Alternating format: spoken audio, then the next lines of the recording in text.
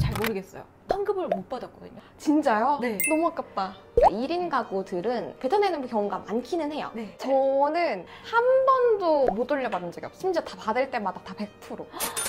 그래서 저는 연말정산 팁을 미리 공유해요.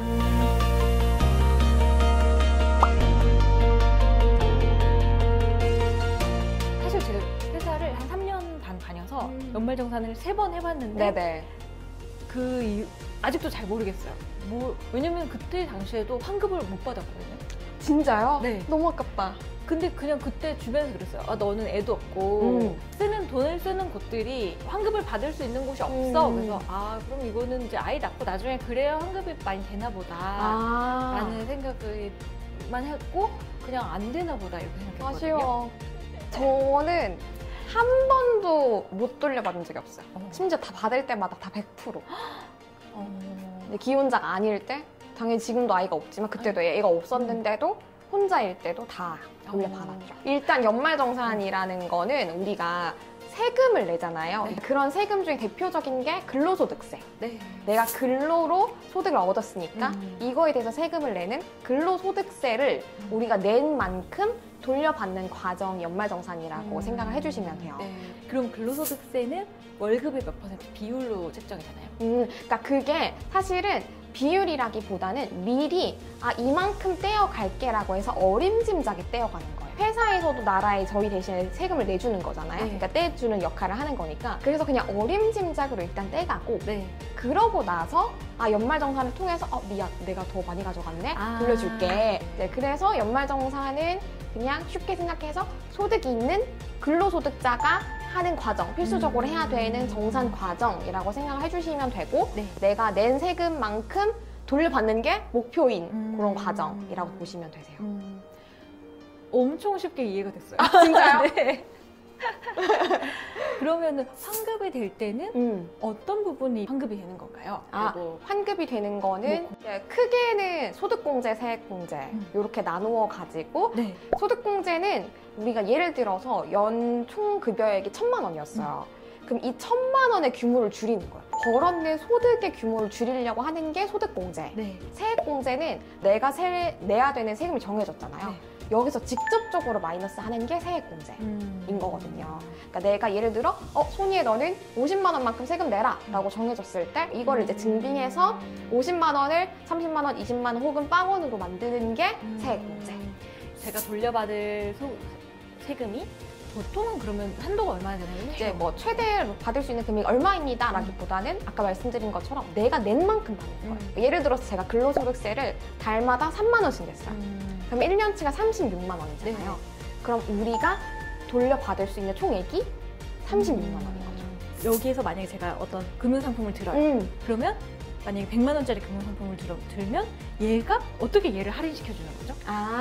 가령 대표적으로 세액공제를 받을 수 있는 상품 대표적인 게 연금저축이거든요.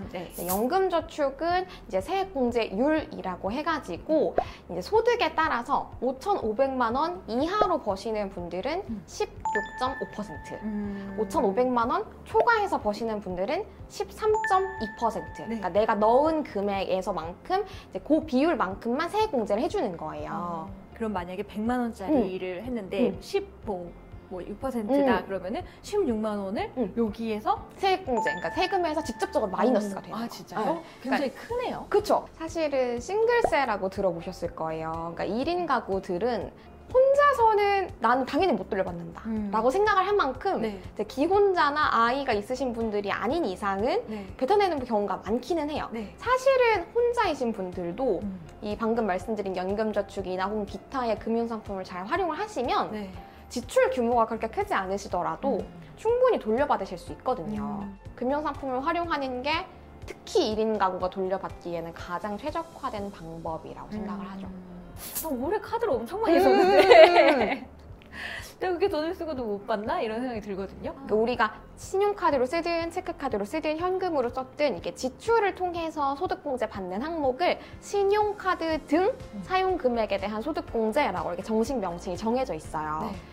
내 연간 총급여액의 25%를 초과한 금액에 대해서 소득공제를 해주는 거거든요. 예를 들어서 제가 총 금액 4천만 원을 받는 근로소득자예요. 네. 그럼 여기서 25%면 1,000만 원이잖아요. 그럼 1년 동안 최소 1,000만 원 쓰고 이 1,000만 원을 초과하는 돈에 대해서 소득공제를 해주겠다는 거죠. 그래서 가령 제가 진짜 막 짠순이처럼 1년 동안 살았어요. 네. 그래서 1년 동안 내가 4천만 원을 벌었지만 990만 원을 썼다, 소비를. 네. 그러면 저는 이 항목에 대해서는 소득공제 아예 못 받는 거예요. 그리고 예를 들어 제가 1년 동안 1,000만 원 하고도 100만 원을 썼어요. 네. 그럼 이 1,000만 원은 그냥 아예 못 받는 금액이고 100만 원에 대해서 소득공제 받는 거니까 내가 예측한 것보다는 소득공제 금액이 훨씬 적을 수 있는 거죠. 그리고 이제 어떻게 하는 건가요? 방법. 네. 일단은 홈택스에 우리가 1월에서 2월이 되면 연말정산 간소화 서비스라고 해서 서비스가 열릴 거예요. 네. 그러면 내가 1년 동안 쭉 지출한 거랑 내가 뭐 보험비를 냈다거나 의료비를 지출을 했다거나 이런 내역들이 쭉 정리가 되어서 나와요. 네. 그러면 그런 것들을 PDF 파일로 바로 내려받기가 가능하거든요. 조회가 한 번에 다 되더라고요. 그렇죠. 로그인만 하면 어렵지 않게 되긴 하더라고요. 요즘 서비스가 진짜 잘 돼 있어서 그냥 로그인하고 내 본인 인증하고 거기서 내려받기해서 PDF를 저장한 다음에 네. 각자 그 회사망의 그 전산이 따로 있어요. 네. 그 전산에다가 그 PDF 파일 업로드 하시고 부양가족에 대한 정보도 함께 입력하시면 끝입니다. 요즘 전산 진짜 간단하게 돼 있어요. 네.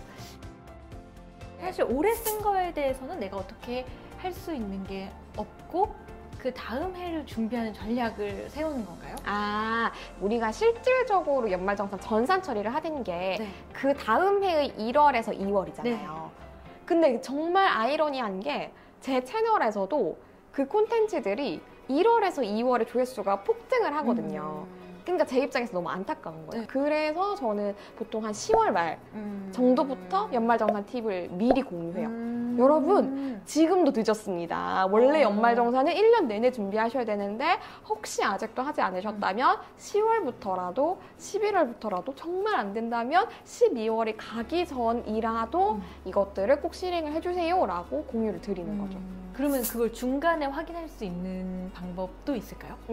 일단 10월이면 아직은 연말정산 미리 보기가 서비스가 오픈되지 않은 상황이라서 네. 개별적으로 카드 명세서를 쭉 한번 조금 수고스러우시더라도 그렇게 봐주시는 방법이 현실적으로 가능한 방법이고요. 네.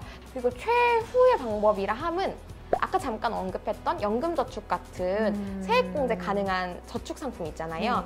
보통 조금 여유가 있으신 분들은 마지막에 연말정산 미리 보기 해보시고 넣어보시고 내가 10만 원이나 뱉어내야 되네? 이러면 급하게 연금저축이나 개인형 IRP에 돈을 넣으시는 분들도 진짜 많으세요.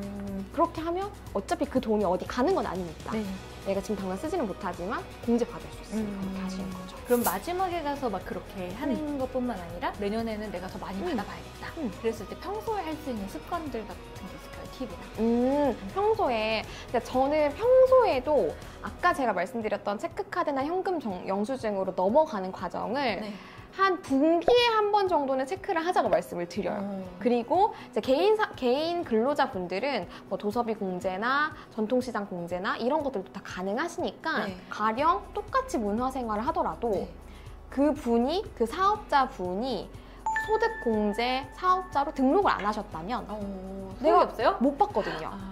그러니까 똑같이 비슷한 내용이라면 만약에 내가 기왕이면 나 그래도 소득공제 받으면서 문화생활 할래 라는 생각이 있으시다면 미리 조회해보고 가고 전통시장도 가령 노량진 수산시장은 안 돼요.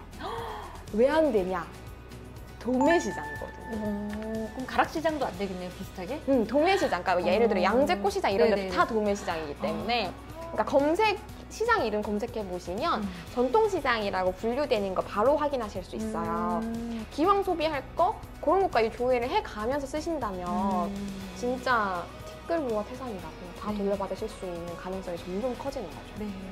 평소에 가계부를 좀 쓰시는 분들이 유리하긴 해요. 네, 맞아요. 진짜 그래서 가계부가 연말정산뿐만 아니라 모든 자산 관리, 자금 관리에 진짜 첫 시작, 가장 필수적인 네. 처음과 끝. 갑자기 푹 찔리면서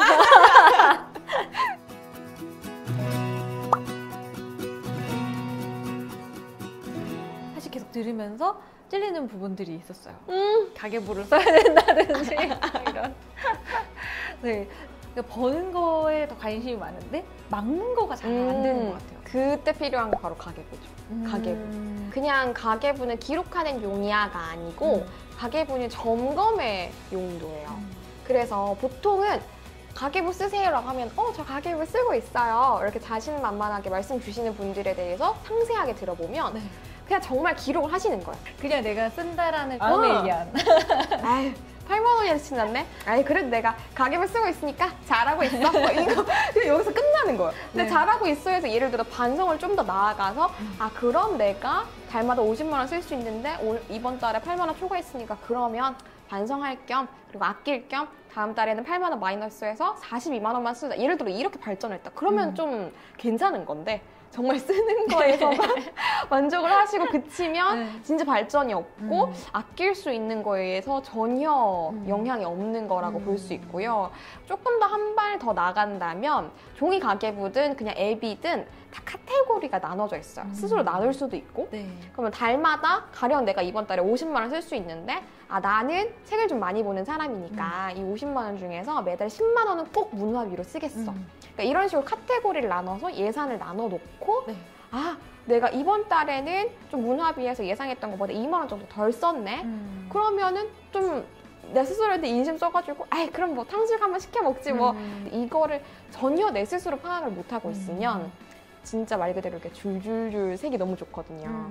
그래서 가계부 쓰실 때는 두 가지 기억해 주셔야 되는 게 카테고리를 꼭 나눠서 파악을 하자. 네. 그리고 예산 점검을 수시로 하자. 가장 힘든 게 저는 식비가 진짜 많이 나가거든요. 저도요. 엔겔리스 너무 높아요. 저도 많죠. 저도 먹는 거 너무 좋아하고 네. 맛집 다니는 거 너무 행복하고 네. 그러니까 그래서 식비도 저도 어느 정도 많은 편인데 그럼 식비가 많을 거면 딴 걸 줄여야죠. 그러니까 다 안 줄일 수는 없는 거예요. 대신에 내가 예를 들어 50만 원 중에서 나는 그래도 달마다 30만 원은 꼭 먹을 때 써야겠다. 이러면은 이 남은 20을 최대한 쪼개를 쓰면 되는 거예요. 먹을 걸 줄이라고 말씀드릴 수는 없고 남은 거라도 현명하게 쓰자. 이거를 내가 계획, 예산 이렇게 잡으면 똑같이 돈을 쓰더라도 훨씬 현명하게 쓰고 있다는 걸 스스로 느끼게 되실 거예요. 저도 먹는 거 진짜 좋아합니다. 가계부 말고 다른 부분들도 있을까요? 우리가 통장 쪼개기라는 얘기는 진짜 많이 하지만 카드 쪼개기는 많이 못 들어보셨을 수도 있어요. 신용카드 기준으로 생각했을 때 그 팸플릿을 쭉 보면은 전월 실적이랑 통합 할인 한도가 적혀 있거든요. 근데 요거를 정말 딱 유익 있게 보시면 구간이 생각보다 넓어요. 가령 어떤 카드는 최소 전월 실적 30만 원, 그 다음 50, 그 다음 100 이런 식으로 구간이 생각보다 넓거든요. 근데 제가 달마다 40만 원만큼만 쓰는 사람이면 전월 실적 30만 원 충족을 했어요. 근데 50만큼은 충족이 안 됐잖아요. 그럼 10이 버려지죠. 그럼 이 10을 원래는 내가 또 10을 더 쓰는데도 30만 원 쓰는 것만큼 이 카드에서 혜택을 받으니까 나머지 10은 계속 이 카드를 쓰지 말고 다른 카드를 써가지고 혜택을 더 보자는 거죠. 저 같은 경우에는 우리 카드에서는 전월 실적을 채워야 되는 카드인데 국민 카드는 전월 실적 안 채워도 혜택을 볼 수 있는 카드거든요. 그러니까 우리 카드에서 전월 실적 다 채우고 나면 국민 카드 넘어가는 거예요. 그럼 우리 카드 앱을 계속 봐야겠죠. 요거 이번 달에 10만 더 써야 되네. 나는 넘었다. 그럼 얘를 바로 넘어가는 거예요. 굉장한 꿀팁이네요. 생각을 안 해봤어요. 그런 식으로. 그리고 작가님만의 절약 방법, 절약 팁이 있을까요? 뭐 저도 떼돈 벌고 그런 사람은 아니에요. 근데 그 와중에 나는 그래도 이건 자신 있어 라고 얘기할 수 있는 건 그래도 새어나가는 돈은 잘 잡고 있어. 그래도 내가 아낄 수 있는 선에서는 최대한 아끼고 있어 라고는 자신 있게 말씀드릴 수 있는 것 같아요. 되게 큰 뭐 부동산에서 엄청난 수익을 올렸다? 그것도 부럽죠, 물론. 엄청 주식에서 팍 뛰었대? 그것도 물론 부러워요. 근데 일단은 지금 내가 할 수 있는 선에서 생활 속에서 할 수 있는 거를 최대한 하는 것도 저는 너무 중요하다고 생각하거든요.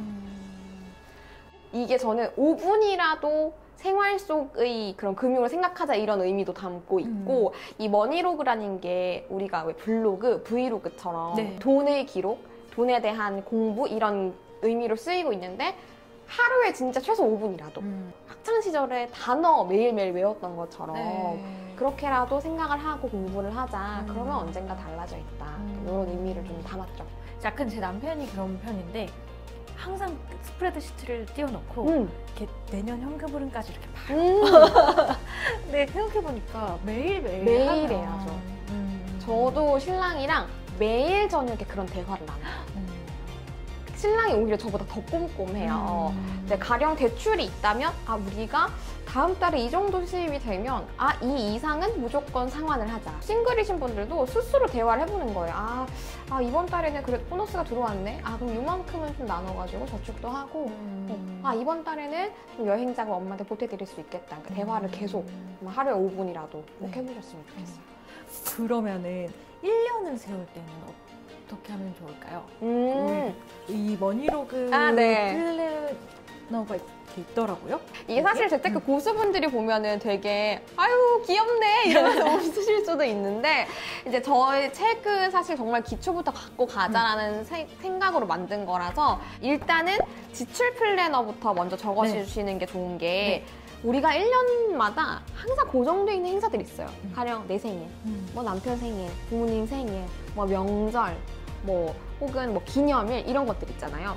그러면 달마다 내가 그 달에 얼마 돈이 나가야 되는지가 사실 이미 연초에 해도 대략 눈에 보이거든요. 그럼 그런 것들부터 일단 지출을 파악을 하자는 거죠. 그럼 나는 지출이 좀 적은 이 달에는 돈을 좀 아껴 써야겠다. 그래야 대비가 가능하니까. 그걸 먼저 생각을 하고 그거에 이어가지고 같이 드리는 저축 플래너에다가 가령 어버이날 생일이다. 가령 50만 원짜리 선물 해드린다. 그러면 5월에 한꺼번에 팍 나가면 너무 부담되잖아요. 가령 1월부터 실천을 한다면 5월 어버이날까지 여기 내가 지출 플래너에 적은 금액을 가령 50이라고 치면 1월부터 10씩 나눠서 어버이날 선물. 그러니까 이런 식으로 여기다가 기재를 해가지고 그걸 목표를 따라가다 보면은 그럼 여기 밑에 총합에다가도 나는 그러면은 1월에 저축 금액이 너무 많은데? 그러면 그걸 또 보면서 다른 달에 좀 몰아준다. 그냥 제목처럼 하루 5분 머니러그라고 해서 매일 조금씩 꾸준히 해주시는 게 제일 좋은 것 같아요. 금융에 대한 기초는 그냥 쭉 쌓아가야 된다. 하루아침에 이루어지는 게 아니다. 라고 생각을 해주시면 나중에 우리가 주식이나 부동산이나 더 큰 최종 보스 단계까지 갔을 때에도 그 어느 누구보다도 탄탄하게 재테크를 하실 수 있을 거라고 저는 생각합니다.